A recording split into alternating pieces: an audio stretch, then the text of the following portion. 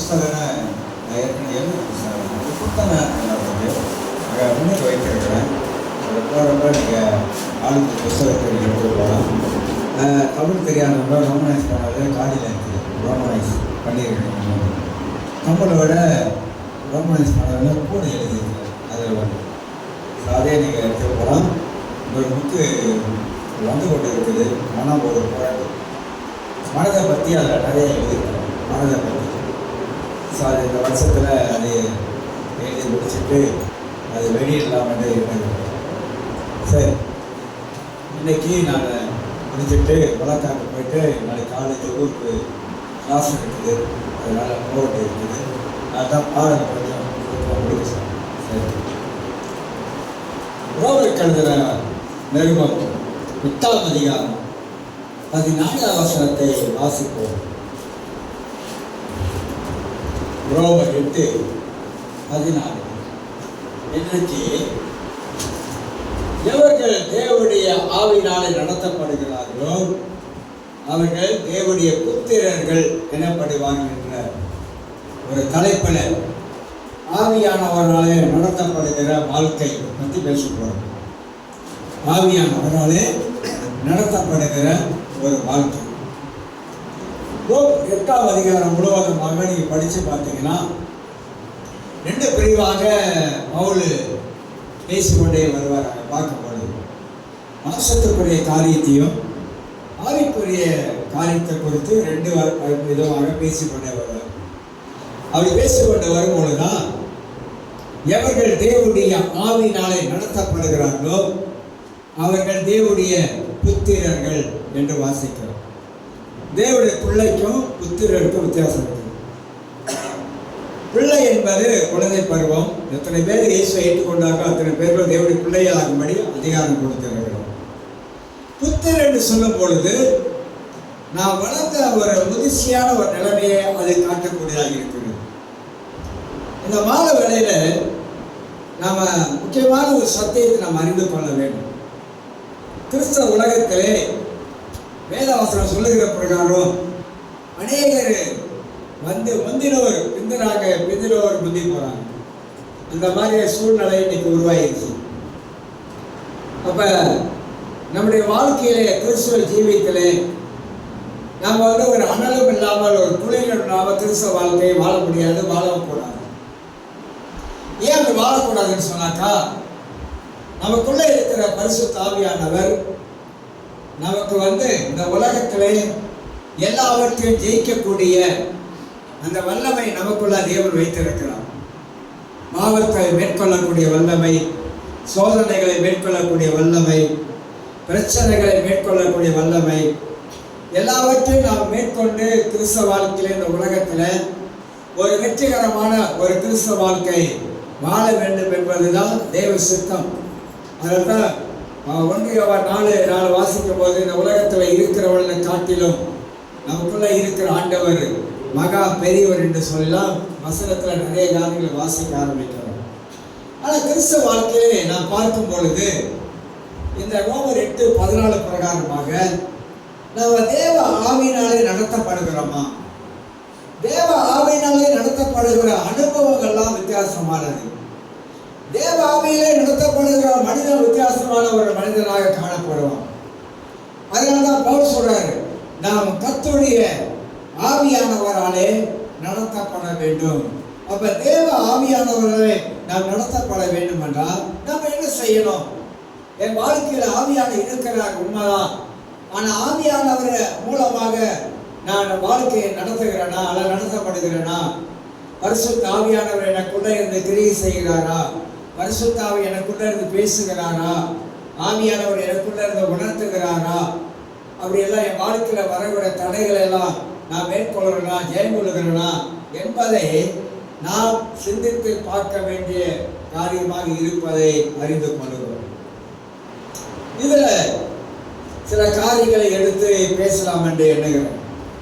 ஆவியானவராலே நடத்தப்படுவது என்ற ஒரு தலைப்பில் ஒரு தேவனுடைய பிள்ளைகள் ஆவியானவர் நடத்தப்படும் பொழுது அவருடைய வாழ்க்கையில ஜெபம் இருக்கும். எப்போதுமே ஜெபம் எப்போதும் இருந்து கொண்டே இருக்கும். அவன் தேவனுடைய சமூகத்தில் ஜெபிக்கிற ஒரு மனிதனாக எப்போதும் காணப்படுவாங்க. ஏன் அவங்க ஜெபிக்கிற மனிதனாக காணப்படுவானாக்கா, ஜெபத்தின் மூலமாகத்தான் பரிசுத்த ஆவியானவர் நம்மளை நடத்துகிறார் என்பதை நாம் விளங்கிக் கொள்ள வேண்டும். ஒரு ஜெபிக்க முடியாத மனிதன், அதை ஜெபிக்காத ஒரு மனித வாழ்க்கையில ஆவியானவர் கிரியை செய்ய முடியாது. அதனால்தான் பரிசுத்த ஆவியானவர் நமக்கு பெருமூச்சுகளோடு கூட வேண்டுதல் செய்கிறார் என்று வாசிக்கிறோம். நாம் ஜெபிக்கும் போது நான் என்ன ஜெபிப்பது என்று தெரியாத நேரத்தில் பரிசுத்த ஆவியானவர் நமக்குள்ள இருக்கிறவர் பெருமூச்சுகளோடு கூட நமக்குள்ளாக இருந்து அவர் ஜெபிக்கிறாரு. நாம் வாய் திறந்து ஜெபிக்க முடியாத சூழ்நிலையில பரிசுத்த ஆவியானவர் நமக்கு உதவி செய்கிறவராய் இருக்கிறார் என்பதை விளங்கிக் கொள்ள வேண்டும். அப்ப தேவ ஆவியினால் நடத்தப்படுகிற அனுபவம் என்பது வேறு. ஆனா இன்னைக்கு நாம் என்ன செய்யறோம் அப்படின்னாக்கா, ஆவியானவரால் நடத்தப்படுவதற்கு பதிலாக நாம் மாம்சத்தில் நடத்தப்படுகிறோம். இந்த மாம்சத்தில் நடத்தப்படும் பொழுது நமக்கு ஜெபிக்கிறதுக்கு ஆர்வம் இருக்காது, ஜெபிப்பதற்கு வாஞ்சை இருக்காது. நம்ம ஜெபிக்கும் பொழுது நமக்கு ஒரு தானாகவே நம்மளோட அறியாமலே சோறு உண்டாகும். சில வேலைகள் நம்ம இன்னைக்கு ஜெபிக்க போகலான்னு நினைப்போம், பரவாயில்ல அந்த மாமிசம் சொல்லும் நாளைக்கு ஜெபம் பண்ணிக்கோ அப்படின்னு அந்த மாமிசம் பேசும், நம்ம கிட்ட பேசும். அப்ப கர்த்தருடைய ஆவியால் நடத்தப்படக்கூடிய ஆளா இருந்தா இந்த மாம்சம் பேசுறதுக்கு சரி கொடுக்க மாட்டோம்.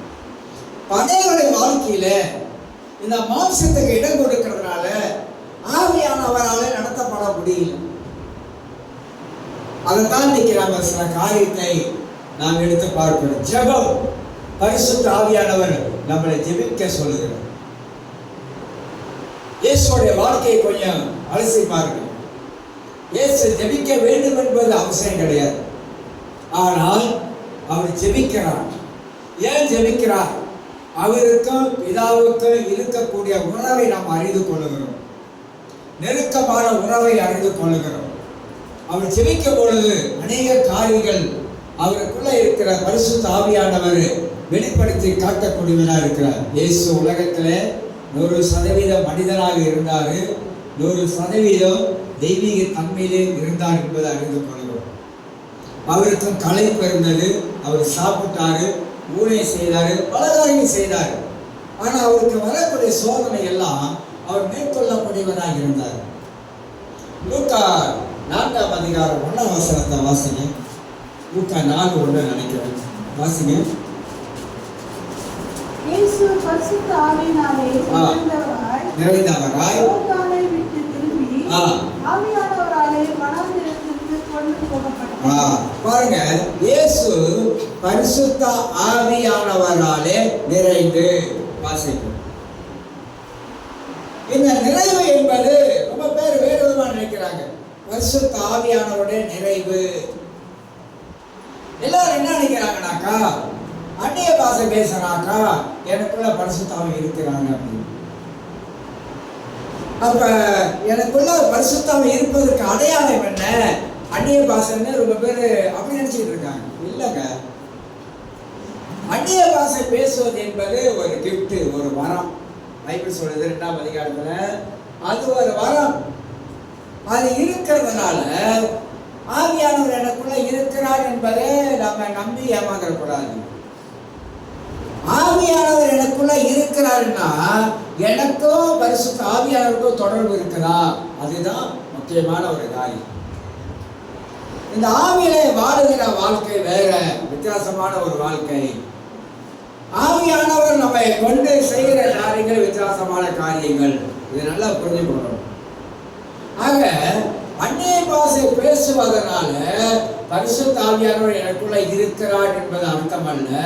அந்நிய பாஷை என்பது வரும்.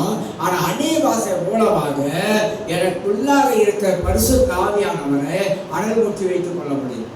எனக்குள்ள ஒரு அபிஷேகம் இருக்குது, அது அந்நிய பாஷை மூலமாக பரிசுத்த உதவியோடு கூட அனல் மூட்டி வைத்துக் கொள்ள முடியும். அனல் மூட்டணும். அப்ப ஏன் அனல் மூட்டணும் அப்படின்னாக்கா, கிறிஸ்தவர்கள் அனலுள்ள வாழ்க்கை வாழணும். ஒரு என்ன இருக்கக்கூடாது, அனல் இல்லாத வாழ்க்கை இருக்கக்கூடாது. ஏன் இயேசு சொல்றாரு, அனலும் இல்லை குளிரும் இல்லை அப்படின்னு வாதி பண்ணான்னு சொல்றாரு. என்ன அர்த்தம் தெரியுங்களா? ஏன் வெளிப்படுத்தல அந்த வார்த்தை சொல்றாரு தெரியுங்களா? தேரோபொழிய தேசத்துல இருந்து பைப்புல தண்ணி வரும். நான் பைப்புல தண்ணி வரும்போது 6 கிலோமீட்டர் தூரத்துல வரும் தேரோபொழிய என்ற ஒரு தேசம். அது வரும்பொழுது சூடா வரும். அந்த 6 கிலோமீட்டர் தூரத்துல இருந்து அது வரும் பொழுது, இங்க சேரும் பொழுது, அதை கலக்கும் பொழுது அந்த தண்ணீர் வந்து சூடு தணிஞ்சிடும். இயேசு மனித வாழ்க்கை எதோட ஒப்பிட்டு பேசுறாருனாக்கா, உங்களோட வாழ்க்கை அனலா இருக்க வேண்டியது, ஆனா அனலும் இல்லாமல் குளிரும் இல்லாமல் இருந்தீங்கனாக்கா நீ வாத்தி பண்ணி போடுவேன் அப்படின்னாக்கா, இந்த உலகத்துல வாழும் பொழுது நாம எப்படி வாழ வேண்டும்? நீ நல்லா யோசிக்கணும், நல்லா யோசிக்கணும், நல்லா சிந்திக்கணும். ஒரு மனிதன் இந்த உலகத்துல, ஒரு ரட்சிக்கப்பட்ட ஒரு கிறிஸ்தவர் இந்த உலகத்துல அவன் ரட்சிக்கப்பட்ட நாள் இருந்து இது வரைக்கும் எப்படி அவன் வாழ்ந்து கொண்டிருக்கிறான்? அவன் மனதுக்குள்ளாக எதை வைத்து வாழ்ந்து கொண்டிருக்கிறான்? பணத்தை வைத்து வாழ்ந்து கொண்டிருக்கிறானா? பணம் தான் எனக்கு முக்கியம் அப்படின்னு பணத்தை முன்னுக்கு வச்சு வாழ்றாங்களா? இல்லை நான் ஏதோ சமைக்க வருகிறேன், ஏதோ பிரசங்கம் பண்றாங்க, ஒரு சத்தியத்தை கேட்கிறேன், அப்புறம் வீட்டுக்கு போகிறேன், அதோட முடிஞ்சிருச்சா அப்படி வாழ்றோமா? இல்லை வாரம் நான் வந்து சபைக்கு வந்துட்டு போயிடணும், என்னென்னா பாஸ்டர் கேட்பாங்க ஏன் சேர்ச்சுக்கு வரலன்னு சொல்லிட்டு, அதனால நான் சபைக்கு வந்து அட்டெண்ட் பண்ணிட்டு பேர் போட்டுட்டு செக்யூரிட்டியில் சைன் பண்ணிட்டு நான் போயிடுறோம் அப்படின்னு நம்ம ரொம்ப பேர் அந்த மாதிரியெல்லாம் இருக்கிறாங்க. சில பேர் பாஸ்டருக்கு பயந்துக்கிட்டு சபைக்கு போயிடணும், போகலனாக்கா பாஸ்டர் ஏசுவார், ஏன் வரலாம் கேட்பாரு அப்படின்னு. சில பேர் திருவிருந்துக்கு வரமாட்டாங்க, தெரியுமா உங்களுக்கு? திருவிருந்துக்கு வரமாட்டாங்க. ஏன் திருவிருந்துக்கு வரமாட்டேன்னு கேட்டாக்கா, இல்லை என் மச்சி வச்சு ஹாஸ்பிட்டலில் இருந்துச்சு, அதனால குடும்பமாக நான் போயிட்டேன்னு சொல்லிடுவாங்க. இருக்கட்டும், காலையில் சாயந்தரம் ஆறாவது காலையில் பார்த்துட்டு வந்துருங்க, அப்படி காலை சாயந்தரம் போங்க. நான் என்ன சொல்ல வரேன் தெரியுங்களா? உண்மையாகவே நான் ஆவியாரம் நடத்தப்படுறேன்னா, பரிசுத்த ஆவி என்னைக்கா சொல்லியிருக்காரா இன்னைக்கு சேர்ச்சுக்கு போவாங்க, வேண்டாம் நாளைக்கு போ, அடுத்த வாரம் போயிட்டு சொல்லியிருக்காரா? சொல்லுங்க. இல்லை பரிசுத்த சொன்னாரா? அப்போ நம்ம எதில் நடத்தப்படுறோம்? எப்படி நடத்தப்படுறோம்? இருக்கிற காலம் என்ன? இந்த காலத்தில் நம்ம எப்படி வாழணும்? ஆனால் எப்படி வாழ்ந்து கொண்டு இருக்கிறோம்? என்னங்க யோசிக்கிறோம்? நாளைக்கு அந்த கப்பை கவுருமா? நாளைக்கு இந்த ரஜில கப்பை கவுந்துருமா? இந்த மனித வாழ்க்கை தேவையில்லாத ஒரு யோசனைக்குள்ளாகத்தான் இன்னைக்கு வந்து யோசனை பண்ணி வாழ்ந்துருக்கணும். இல்லை, ஆண்டவருக்காக இப்படி வாழ்ந்துருக்கணும், நான் ஆண்டவருக்காக வைராக்கியமாக இருக்கணும், என் வாழ்க்கையில கத்தருக்கு தான் முதலில், எல்லாமே இருக்காது. அந்த மாதிரியான ஒரு வைராக்கியமான ஒரு கிறிஸ்தவ வாழ்க்கை இன்னைக்கு இருக்குதா அப்படின்னு கேட்டீங்கன்னா, வேலை விட்டு என்ன வைராக்கியமா வாழுகிற வாழ்க்கை இன்னைக்கு எல்லாம் வந்து நுழைஞ்சிருச்சு, நுழையக்கூடாதான் நுழைஞ்சிருச்சு. இயேசு ஏற்றுக்கொள்ளும் போது எல்லாத்தையும் விட்டோம், விட வேண்டியதை விட்டோம். அன்னைக்கு இருந்த வைராக்கியம் இன்னைக்கு இல்லைன்னு சொல்ல வரேன், அன்னைக்கு இருந்த ஒரு ஜெபம் இன்னைக்கு இல்லைன்னு சொல்ல வரேன், அன்னைக்கு இருந்த சபை கொடுதல் இன்னைக்கு இல்லைன்னு சொல்ல வரேன். அன்னைக்கு விழிப்பு ஜெபம் இருந்தது, ஆல் நைட் பிரேயர், எல்லாம் வருவாங்க, விடிய ஜெபம், சபைக்குள்ளாக ஜெபம், ஆல் நைட் ஜெபம், உட்கார்ந்துருப்போம், அப்புறம் காலையில வீட்டுக்கு போவோம். இன்னைக்கு ஆல் நைட் பிரேயர் சொன்னா ஆல் நைட் பிரேயரா? இப்ப எல்லாம் சீரியல்ல இறங்கிட்டாங்க நிறைய பேர். ஒரு வீடியோ வந்துச்சு, நீங்க பாத்தீங்களான்னு தெரியல, ஒரு வீடியோ டிக்டாக்ல என்னன்னு தெரியல. ஒரு ஊழியக்காரரு, நல்லா பாருங்க, நல்லா கேளுங்க, ஒரு ஊழியக்காரர் பாத்தீங்களா? இல்ல பாக்கல. இந்த சீனியர் பாஸ்டர் சேர்ச்சுக்கு வந்திருக்காரு, ஆனா அந்த நடத்துற பாஸ்டர் அங்க சேர்ச்சில் இல்லை. அப்ப அவர் கேட்டிருக்கிறாரு, ஏன் பாஸ்டர் இன்னைக்கு வரல ஞாயிற்றுக்கிழமை அப்படின்னு. இல்ல, சீரியல் வந்து கடைசி கட்டணம். நான் கதையில் இது நடந்த சம்பவம் எனக்கு நான் பார்க்கும்போது எனக்கு அருவகத்து இருந்தா,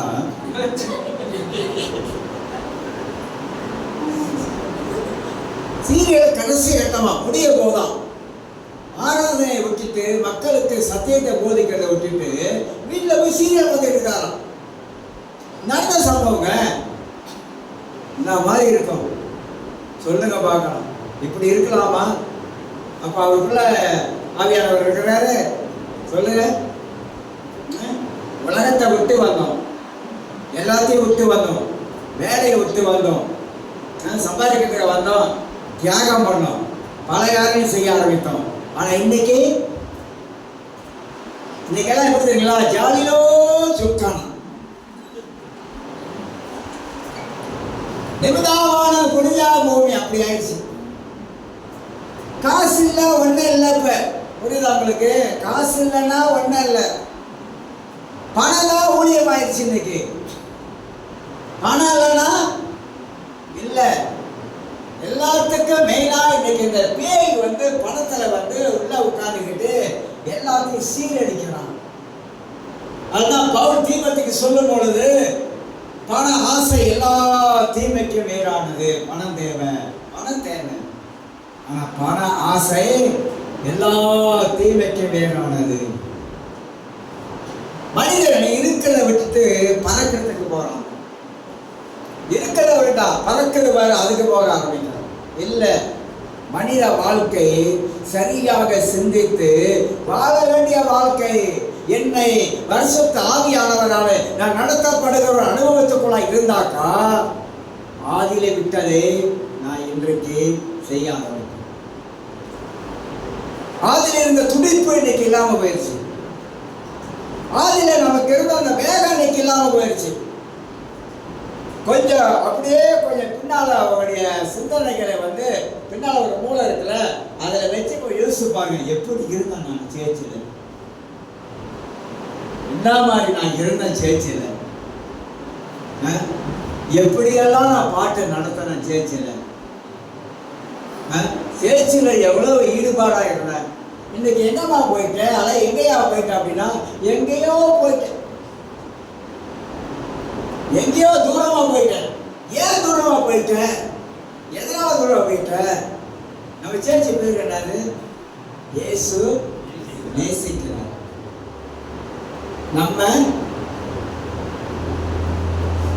அவர் நம்மளை நேசிக்கிறாரு. ஆனா நம்ம இயேசுவை நேசிக்கிறோமா? அதுதான், நம்ம இயேசுவை நேசிக்கிறோமா? இயேசுவை நேசிக்கிறதா என்ன அர்த்தம் சொல்லுங்க? 2 கட்டளை கொடுத்தார். இயேசுவை நேசிக்கிறதா என்ன அர்த்தம்? அவர் மேல பாசம் வைக்கிறது.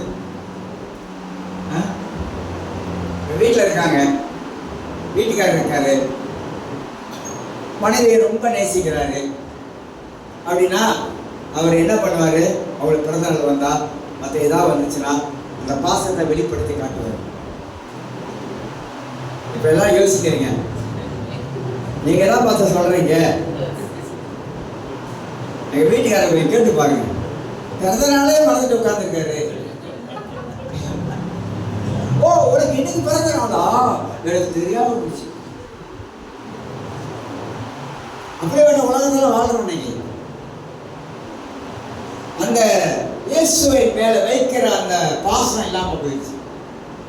இயேசு மேல வைக்கிற அந்த அன்பு இல்லாம போயிடுச்சு.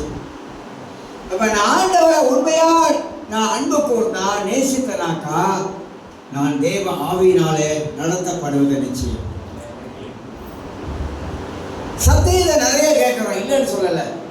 அதுல ஏதாவது பிரயோஜனம் இருக்கா? வேத வாக்கியங்களே சத்தியங்களே வாரந்தோறும் நம்ம ஞாயிற்றுக்கிழமை கேட்கணும். ஏதாவது பிரயோஜனப்படுகிறதா? என் வாழ்க்கைக்கு பிரயோஜனப்படுகிறதா? இன்னைக்கு கர்த்தர் என்னோடு பேசுற என் வாழ்க்கையை நான் மாற்றி அமைத்திருக்கிறேனா?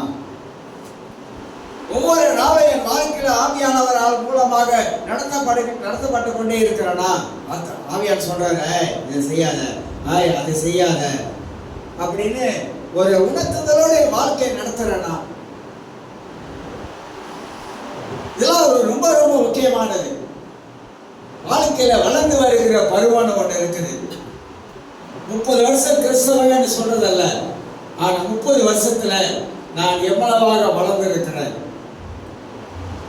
எவ்வளவாக நான் வேதத்தை நான் அறிந்து வேத அறிவு எனக்குள்ளாக காணப்படுகிறது. எவ்வளவாக தேவனுக்கு எனக்கு நெருக்கம் இருக்கிறது.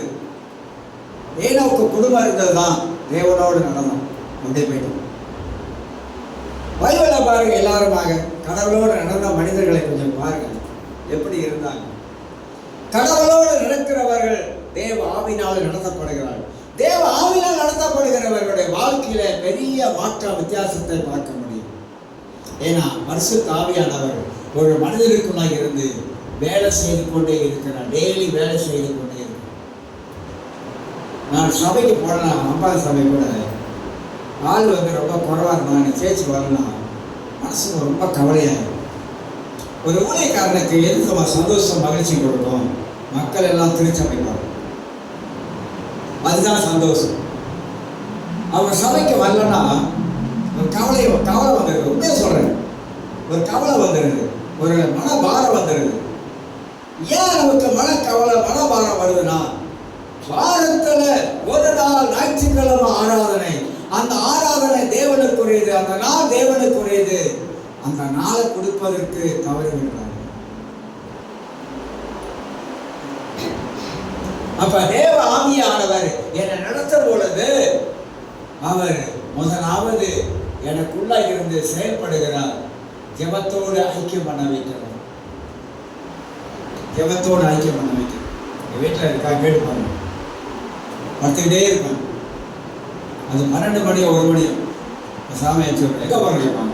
இல்லை, கொஞ்ச நேரம் ஜாம் பண்ணுறாங்க. கொஞ்ச நாள் கீழே போய் ஜாம் பண்ணுறோம். கீழே இறங்கிடும், தலைவலி எடுத்துட்டு கீழே இறங்கிடும், ஜாம் பண்ணுறோம். ஏன் ஜெபிக்கிறேன் அப்படின்னா, பேசாம நமக்கு தூக்கம் வரல, தெரியுது தூக்கம் வரல, என்ன செய்ய, அடுத்தது மனசுல ஒரு எண்ணம் வருது பாருங்க, போய் ஜாம் பண்ணு, போய் ஜாம் பண்ணு, போய் ஜாம் பண்ணு. ஏன் போய் ஜெபம் பண்றோம்? எதுக்காக ஜெபம் பண்றோம்? எல்லாருக்கும் ஜெபம் பண்றோம், உடனே சபைக்கு ஜெபம் பண்றோம், அங்கே ஜெபம் பண்றோம். அப்படியே ஆண்டு சமயத்தில் உட்கார்ந்து இருக்கிறோம், யோசிக்கிறோம். ஆண்டவரே இப்படி நடக்குது, அப்படி இருக்கு, என்ன செய்யணும் ஆண்டவரே, இப்படியே புலம்புறோம். கடவுள் சமயத்தில் உட்கார்ந்து புலம்புறோங்க. உட்கார்ந்து திரும்ப கண்ணீர் விடுச்சிருக்கோம் ஆண்டு சமயத்தில். ஏன் அழுகிறோம்? எதனால?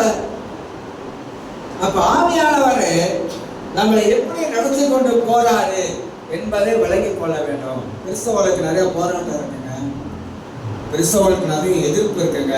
வெளியில இல்லை, உள்ளுக்கு. எல்லாரும் ரசிக்கப்பட்டவங்க தான், எடுத்ததெல்லாம் நாள் கிடையாது, புரியுதுங்களா? எல்லாரும் ரசிக்கப்பட்டவங்க, எல்லாம் சபைக்குள்ள தான் உட்கார்ந்துருக்காங்க. வெளியில நமக்கு ஒரு தொல்லை கிடையாது. தொல்லை இருக்கா வெளியில? யாராவது உங்களை டிஸ்டர்ப் பண்றாங்களா? யாராவது உங்களை எதாவது கேட்குறாங்களா? இல்லவே இல்லை. ஆனால் எல்லாம் ரத்தத்தால் கழுவப்பட்டவங்க சபைக்குள்ள தான் இருக்காங்க. அந்த இயேசு ரத்தத்தால் கழுவப்பட்டவங்க மூலமாக தான் நிறைய தொல்லைகள், நிறைய பாடுகள். ஆண்டவர் அந்த சூழ்நிலைகளும் நம்ம என்ன பண்றாரு? உருவாக்குறாரு, நம்மளை உருவாக்குறாரு. உருவாக்கப்படணும், ஒரு ஆளை வச்சு நம்மளை உருவாக்குவாரு. பல காரியம் இருக்குங்க. நீங்க நினைக்காத கிறிஸ்தவ வாழ்க்கை பஞ்சு மெத்த இல்லை, அப்படியே மெத்த கால் மேல காலம் போட்டு அப்படியே படுத்திருக்கிற வாழ்க்கை இல்லை. பாடுகள் நிறைந்தது, உபத்திரவம் நிறைந்தது, கஷ்டங்கள் நிறைந்தது. அதுக்கு மத்தியில தான் நம்ம வாழ்றோம். அதுக்கு தான் அந்த ஆவியாருடைய அந்த உன்னத வேலை நமக்கு இருக்கணும். அந்த உன்னத வேலை இருக்குன்னா என்ன செய்யணும்? என்ன செய்யணும்? தலைக்கு மேல ஒரு பிரச்சனை வந்துருச்சு, தலைக்கு மேலேயே வந்துருச்சு. என்ன செய்யறது? ஐயோ, தலைக்கு மேலே பிரச்சனை வந்துருச்சு, ஏன் இந்த பிரச்சனை வந்துச்சு, யாரால வந்துருச்சு இந்த பிரச்சனை அப்படின்னு பிணத்திட்ட கிடக்கிறது இல்லை. கிறிஸ்தவங்க தலைக்கு மேல பிரச்சனை பிணாத்த கூடாது. தலைக்கு மேல பிரச்சனை வந்தா உட்கார வேண்டிய இடத்துல உட்காந்துக்கணும். ஆனா சமுதிரத்துல உட்காரணும். அங்கதான் பரிசுத்த ஆவியானவர் நமக்கு ஒரு ஐடியா கொடுப்பார். அங்கதான் பரிசுத்த ஆவியானவர் நமக்கு விடுதலை தருவார். அங்கதான் தேவனுடைய ஆவியானவர் இருக்கிற தடைகளை உடைக்க ஆரம்பிப்பார். ஏன்? நம்ம உட்கார வேண்டிய இடத்துல உட்கார்ந்தா அவர் செய்ய வேண்டிய வேலையை அவர் செய்வார். நம்ம அதை செய்ய மாட்டோம். அது செய்யாம இருக்கிறதுனால தேவன் கிரியை செய்ய முடியல. ஆண்டவர் ஏன் கிரியை செய்ய மாட்டாரு? கிரியை செய்ய மாட்டாரு இல்லைங்க, நாம செய்ய வேண்டியதால் செய்யாம இருக்கிறதுனால பேசாம இருக்காங்க. கிறிஸ்தவர்கள் சாதாரணமா நம்ம இருந்து விட முடியாது. இப்ப இருக்கக்கூடிய காலத்தில் கொடூரமான காலங்கள் நெருங்கி வந்து கொண்டே இருக்குது. பலவிதமான காரியம் வருது, பலவிதமான நாசமோசங்கள் வந்து கொண்டே இருக்குது. ஆகினால்தான் தேவ ஆவியானவரால நடத்தப்படுகிற அனுபவம் முக்கியமானது. உங்களுக்குள்ளாக எனக்குள்ளாக ஆவியானவர் இருப்பது உண்மை என்றால் நான் மாறுபட்ட மனிதனாக நான் காணப்பட வேண்டும். இரண்டாவது, ஆவியானவர்கள் நடத்தப்படுகிற இந்த அனுபவத்துல அபிஷேகம் முக்கியம். அதுதான் நம்ம ஒரு செப்டம்பர் 16 ஒரு டிபேட் வைக்கிறோம், பயங்கரமான ஒரு டிபேட் வைக்கிறோம். வார்த்தையா அபிஷேகமா அப்படின்னு ஒரு டிபேட் வைக்கிறோம். அங்க இன்னொரு காரியம் கொடுப்பாங்க. ஏன்னா இதெல்லாம் நீங்க செட்டப் பண்ணுவீங்கள, அங்க செய்யும்போது செட்டப் பண்ண முடியாது. அப்ப அபிஷேகம் எதற்கு ஆண்டவர் தந்திருக்கிறார்? அந்த அபிஷேகத்தை எப்படி கட்டி காக்கணும்? ஒருத்தர் சுகம் உண்டாயிடுச்சு, மற்ற சுகமாக்கிட்டாங்க. தெரியுமா, சுகம் ஆயிடுச்சுன்னா சுகத்தை கட்டி காக்கணும்.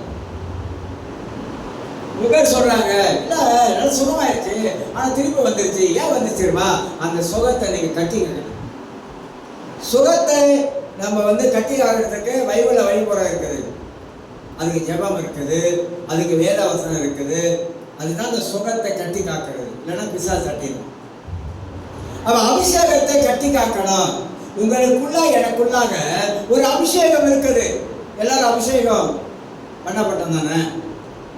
இயேசுவை ஏற்றுக்கொள்ளும் போது ஒரு அபிஷேகம் நம்மளை நிரப்பணிச்சு. அந்த அபிஷேகத்தை டெவலப் பண்ணியிருக்கிறோமா? அந்த அபிஷேகத்தை மேன்மைப்படுத்த, அதாவது அந்த அபிஷேகம் வளர்த்திருக்கிறோமா? இல்ல அந்த அபிஷேகத்துக்குள்ளாகவே நம்ம நிக்கிறோமா? இல்ல அந்த அபிஷேகத்துல வாழ ஆரம்பிக்கிறோமா? இல்ல அந்த அபிஷேகம் அப்படியே குறைஞ்சிருச்சா? அபிஷேகம் ஏன் குறையுது? சொல்ற காரணம், ஏன் ஆவியானவர் நடத்தப்படும் பொழுது நமக்கு அந்த தெய்வீக அபிஷேகம் நமக்குள்ளாக இருக்கிறதை நாம் அடையாளம் கண்டுகொள்ள முடியும். ஆனா அபிஷேகம் ஏன் குறையுது தெரியுங்களா? நீங்க 1 மணி நேரம் 2 மணி நேரம் நல்லா ஜெபம் பண்ணிட்டு நீங்க ஒரு 15 நிமிஷம் 20 நிமிஷம் குறை பேசிக்கிட்டே இருந்தீங்கன்னாக்கா அந்த ஜெபம் பண்ணீங்களா அதெல்லாம் புஷ்ன்னு போயிடும். தெரியுமா உங்களுக்கு? அதான் ரகசியம். அபிஷேகத்தை கட்டி காக்கணும்னா யாரையும் பேசக்கூடாது. ஏன்னா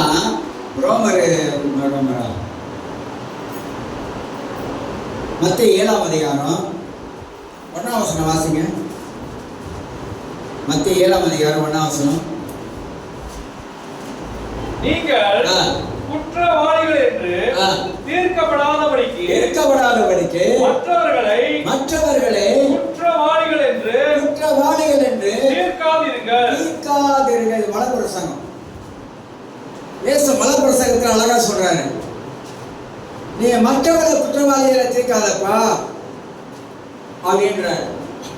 ஆனா நம்ம என்ன பண்றோம்? பலவழியில மற்றவர்களை குற்றவாளியை தீர்த்துறோம். அப்ப நம்ம அதான் மேல சொல்றாரு, உன் கண்ணில் இருக்கிற உதரத்தை முத பாரு, அப்புறம் மற்றவர்கள் இருக்கிற உதரத்தை நீ அப்புறம் எடு அப்படின்றாரு. இயேசு இந்த இடத்துல என்ன கற்றுக் கொடுக்குற பலப்பிரசனத்துல, உன்னை நீ முதலாவது நீ சரிப்படுத்தி வச்சுக்கோ, மற்றவனை பார்க்காத.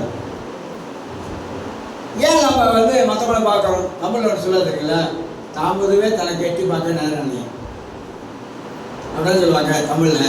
தாமுதுவே எட்டி பார்க்கறதுக்கு நமக்கு நேரம் இல்லை, பார்க்க முடியுதா? அப்ப ஏன் அடுத்த பொதுவை பார்க்குற? மனுஷனா இருந்தா எல்லார்கிட்டையும் சில குறைகள் இருக்குதான் செய்யும். குறையில்லாத மனுஷன் இல்லை, எந்த மனுஷனும் நிறைவான மனுஷன் இல்லை, பூர்ணமான மனுஷன் இல்லை. அப்ப நம்ம உணரணும், நம்ம கிட்ட 108 குறை இருக்குது, அது மாதிரி தானே அவகிட்டே இருக்கணும். அப்ப அந்த குறைய பார்க்காம நம்ம குறைய நம்ம பார்க்கணும். உன் கண்ணில் இருக்கிற உதரத்தை முத நீ பாரு அப்படின்றார் இயேசு. எவ்வளவு அற்புதமான சத்தியம் தெரியுங்களா? எவ்வளவு அருமையான சத்தியம். இன்னொன்னு சொன்னாரு, அடுத்து இந்த வசனத்தை எடுத்து சினிமாவில் போட்டானுங்க. மண்வெட்டி கையில் எடுப்பான், மற்றவனுக்கு புளி பறிப்பான். தெரியவே தெரியாதோ தெரியாத மாதிரி உட்காந்துருக்கீங்க. மண்வெட்டி கையில் எடுப்பாரு, மற்றவனுக்கு புளி பறிப்பான். அது தன் பக்கம் பார்த்துருக்கும் அப்படின்னு வசனம் இருக்குது இல்லையா? நீங்க நீதிமொழிகள் 26ஆம் அதிகாரம் கடைசி வசனம் வாசிங்க.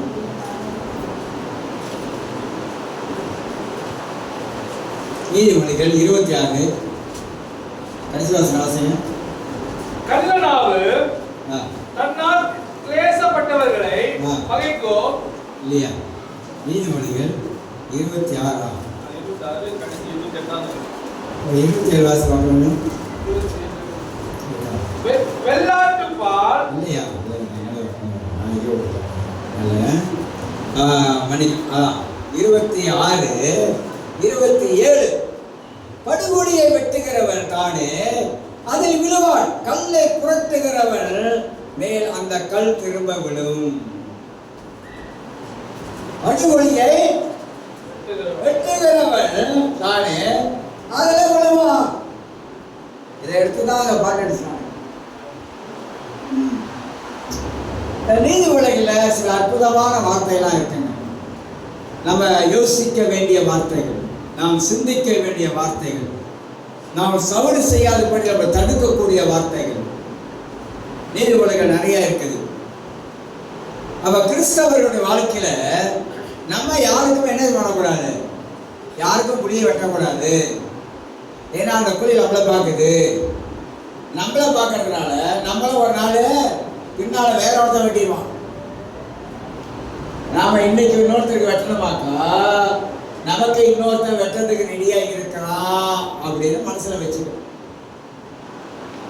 இப்போ பைபிள் எவ்வளவு அற்புதமான வார்த்தைகளை மனித வாழ்க்கையில அறிவை புகுத்துது, சொல்லி கொடுக்குது. தீங்கு செய்யாதே, தீங்கு நினைக்காத. இல்ல கடவுளுடைய பிள்ளைகளுக்கு அழகு இல்லை. கடவுளுடைய பிள்ளைகள் அதெல்லாம் செய்ய மாட்டாங்க. செய்யறாங்கனாக்கா ஆவியானவராலே நடத்தப்படாதவர்கள். ஆனா தேவ ஆவியால் நடத்தப்படுகிறோம், அதெல்லாம் செய்யவே மாட்டாங்க. அப்ப நம்ம யோசிக்கிறோம், அபிஷேகம் ஏன் குறையுது? நம்ம செய்யற, அதாவது கடவுளை ஏற்றுக்கொண்டு ரட்சிக்கப்பட்டு ஆலயத்துக்கு வந்து அந்நிய பாஷை பேசி இந்த அநியாய காரியத்தில் செஞ்சுக்கிட்டு இருந்தாக்கா நமக்கு எப்படிங்க அந்த அபிஷேகம் நமக்குள்ள நினைச்சு நிற்கும்? இருக்காது, புஷ்னு போயிடும். அதனால நமக்குள்ள இருக்கிற அபிஷேகத்தை நாம் கட்டி காக்க வேண்டும். அப்ப ரெண்டாவது என்னது, ஆவியானவர்கள் நடத்தப்படுவது என்ன அப்படின்னா, பரிசுத்த ஆவியானவருடைய அபிஷேகம் எனக்குள்ள இருக்கும் பொழுது, அதை நான் கட்டி காக்கும் பொழுது தேவ ஆவியானவரை நடத்துகிறாரு. அப்போஸ்தலர் நடவடிக்கை புத்தகத்தெல்லாம் கொஞ்சம் வாசித்து பார்க்கணும். அன்றைக்கு அப்போஸ்தலருடைய வாழ்க்கையில பரிசுத்த ஆவியானவர் எப்படி நடத்தினாரு, பேதுருடைய வாழ்க்கையில எப்படி நடத்தினாரு, பவுலுடைய வாழ்க்கையில எப்படி நடத்தினாரு, இதெல்லாம் கொஞ்சம் திரும்பி பார்க்கணும். ஏன் அவங்களை நடத்தினாரு? அவங்க வாழ்க்கையில எப்படி தலைகளாக மாறி போச்சு, அவங்க எவ்வளவு நேரம் ஜெபம் பண்ணினாங்க, வேத வசனத்தை எப்படி போதிச்சாங்க, இதெல்லாம் கொஞ்சம் உன்னிப்பா நான் கவனித்து பார்த்தா அப்ப நமக்குள்ள இருக்கிற அந்த தெய்வீக அபிஷேகம் நமக்குள்ளாக இருந்துச்சுன்னா தேவ ஆவியானவரால நடத்தப்படும். அபிஷேகம் என்ன செய்யும்? நுகங்களை குறிக்கும். அப்ப நமக்குள்ள இருக்கிற இந்த அபிஷேகத்தை அடையாளம் பார்த்துக்கணும். எனக்குள்ள ஒரு அபிஷேகம் இருக்கு அப்படின்னு எனக்கு தெரியணும். மூன்றாவதாக ஒன்று ஜெபம், இரண்டாவது அபிஷேகம், மூணாவதாக தேவ ஆவியினால் நடத்தப்படுவது வேத வசனத்தின் மூலம். ஆவியானவர் எப்படி நடத்துறார்? வசனத்தின் மூலமாக நடத்தி கொண்டே போறார். தேவனுடைய வார்த்தை மூலமாகத்தான். ஒரு இந்தியாவில் ஒரு பெரிய ஊழியக்காரர் இறந்துட்டாரு, தோமஸ் ராஜ், எல்லாருக்கும் தெரியும். பெரிய ஊழியக்காரர், பெரிய சபைலாம் கட்டி, பெரிய சபை இருக்கு, அதோட பெரிய சபை எத்தனை கோடி வெளிக்கு கட்டினான். மக்களே 6 கோடி வெளி காசு கொடுத்தாங்க, சேர்த்து வச்சிருந்தான். அவர் சொல்வாரு, நான் ஆண்டவர் எப்படி என்னோட பேசுறாரு தெரியுமா, கர்த்தர் என்னை எப்படி நடத்துறாரு தெரியுமா, வேத வசனத்தின் மூலமா. பைபிளை படிக்கும் பொழுது பரிசுத்த ஆவியானவர் வசனத்தின் மூலமாகத்தான் என்னோடு பேசுறாரு, என்னை வழி நடத்துறாரு. இது நாள் வரைக்கும் அப்ப நமக்கு அதோடைய முக்கியத்துவம் நமக்கு தெரிய மாட்டேது. தேவனுடைய வார்த்தையில் இருக்கிற அந்த முக்கியத்துவம், முதலிடம் வார்த்தையில் இருக்கிற அந்த வல்லமை, வார்த்தை என்ன செய்கிறது, வார்த்தை எப்படி பேசும், எப்படி வார்த்தை கிரியை செய்யும் என்ற முக்கியத்துவத்தை நம்ம அறியாம இருக்கிறதா பைபிள் வாசிக்கிறது இல்லை. பைபிளை வாசிக்கிறது இல்லாதனால தான் பைபிள் சத்தியம் தெரியல. நாலேஜ் இல்லை, பைபிள் நாலேஜ் இல்லை, பைபிள் அறிவு இல்லை. அதே பத்தி கேட்டீங்கன்னா பாருங்க தெரியாது. ஒரு மனுஷனுடைய பேரை கேட்டா அவர் தெரியாது. ஒருத்தர் கேட்டாங்களா பைபிள் சாமுவேலை பத்தி கேட்டிருக்கேன், சாமுவேலை தெரியுமா அப்படின்னு. யாரு? டாக்டர் சாமுவேலா?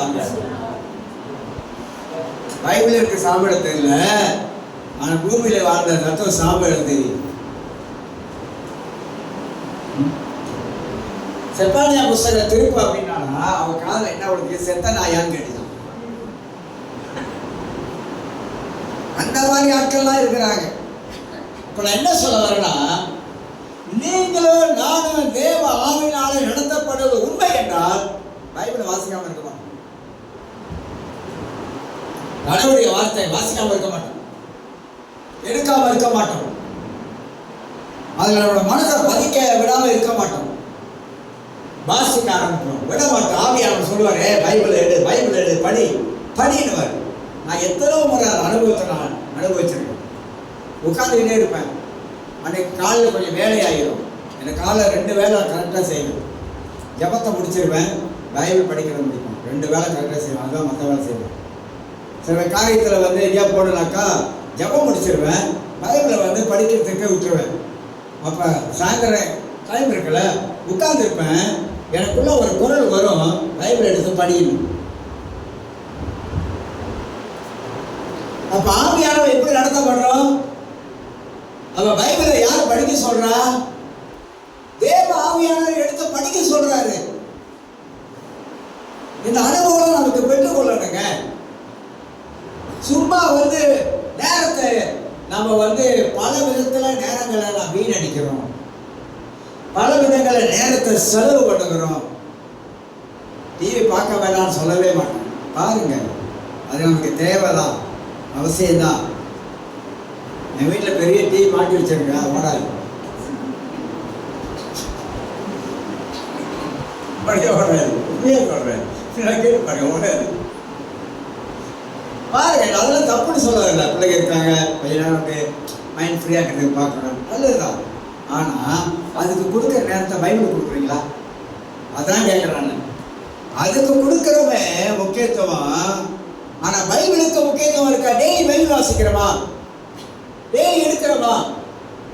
இல்லை, நான் காலை கொஞ்சம் லேட்டாக எழுந்திரிச்சிட்டேன், அதாவது உடனே குளிக்காம போகலாமா, பண்ணலாம் போய் விளக்கிட்டேன், ஆனால் குளிக்காம போகலாமா? எத்தனை பேர் காலேஜ் குளிக்காம போகிறாங்க தெரியுமா? தெரியுமா உங்களுக்கு? நான் சொல்கிறேன்.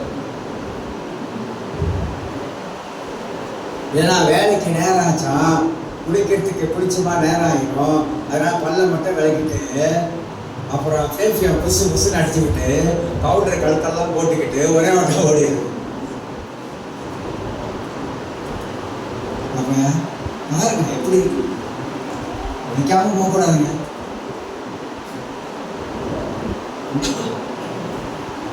அப்ப நம்ம நேரத்தை வேற எதுக்கோ நம்ம நிறைய செலவிடுறோம். ஆனா பைபிளுக்கு, தேவனுடைய வார்த்தைக்கு நமக்கு நேரம் இல்லாம போயிருது, செலவிட மாட்டோம். அதனால தான் நான் சொல்ல வரேன், ஆவியானவர் நடத்தப்படுகிற அனுபவம் என்பது வித்தியாசம். நீங்கள் நானும் கர்த்தருடைய ஆவியானவர் நடத்தப்படுவது கிறிஸ்தவன். அவன் உயிர் உள்ளவனா இருக்கும், செத்தவனா இருக்க. அவன் உயிர் உள்ளவனா இருக்கும், எப்போது உயிர் உள்ளவனா இருக்கும். நம்ம செத்தவனா இருந்தோமாக்கா பிசாசு கொண்டவனாயிருக்கும். எதையும் நம்மளால ஜெயிக்க முடியாது, எதையும் நம்ம வாழ்க்கையில முன்னுக்கு போக முடியாது, எல்லாம் தடையா இருக்கும். ஆனா பைபிள் சொல்லுது, நான் நீர்க்கால் ஓரமா நடப்பட்ட மரத்தை போல இருப்பேன், நான் செய்வதெல்லாம் வாய்க்கும், நான் செய்வதெல்லாம் வாய்க்கும். நான் சொல்றேன், என்னத்த செஞ்சாலும் வாய்க்க மாட்டேங்குது அப்படின்றாங்க. இல்ல, பைபிள் சொல்லுது, நான் செய்வதெல்லாம் வாய்க்கும். மக்களுக்கு வேத வசனத்தில் இருக்கிற மேன்மை தெரியலங்க, தெரியல. அதுல இருக்கிற மேன்மையான காரியங்கள் தெரியல. அதனால தான் அவங்க பிசாசு ரொம்ப தந்திரமா பைபிளை கொண்டா விட மாட்டான். மற்ற காரியத்துக்கு நேரத்தை முக்கியத்துவம் கொடுத்துருவாங்க. உங்கள் பிள்ளைங்க வீட்டில் இருக்காங்க, ஸ்கூலுக்கு போகிறாங்க, ஸ்கூலுக்கு போனவங்க கையோட வீட்டுக்கு வராங்க, வந்தாலும் ஹோம் ஒர்க்லாம் செய்கிறாங்க, எல்லாம் செய்யுங்க, ஹோம் ஒர்க் செய்யுங்க, எல்லாம் செய்யணும். ஆனால் பிள்ளைகள் சொல்லிக் கொடுத்துக்கலாம், பைபிள் எடுத்து படி. சொல்லிக் கொடுக்குறோமா? பைபிள் எடு. கண்டிப்பாக சொல்கிறோமா? பைபிள் எடுத்து படி. நீங்களும் சொல்லுங்க, ஒரு அதிகாரத்தை கொடுங்க. நீதிமொழிகள்லாம் படித்து முடிச்சுட்டு ஒரு நாளைக்கு ஒரு அதிகாரம் படி. அவங்க படிக்கிறாங்களா இல்லையான்னு பாருங்க. பைபிளை எடுக்க சொல்லுங்க. முதலாவது இல்லைம்மா எனக்கு பசிக்குதுமா அப்படின்னா உடனே வச்சிருவா சோறு சாப்பிடு அப்படின்னு. சோறு பின்பாடு படி. அந்த ஸ்கூலுக்கு கொடுக்கிற முக்கியத்துவம். ஆனால் பிள்ளைங்களுக்கு சின்ன வயதிலே பைபிள் படிக்க சொல்லிக் கொடுக்க பேரப்பிள்ளை பெருமைக்காக சொல்லலை. 3 வேலை ஜாமம் என்ன தான் கூட்டாலும் வராது தெரியுங்களா? நானும் சொல்லலாம் வரலாம், அப்படி ஜாமம் பண்ணிக்கலாம். இல்லை தான் நான் போய் ஜாமம் பண்ண தாங்க. நாளைக்கு 3 வேலை ஜாமணும். நீங்கள் என்ன சொல்ல நிற்கவே நிற்காது. அவங்க அம்மா பழகி கொடுத்தாங்க. அப்படி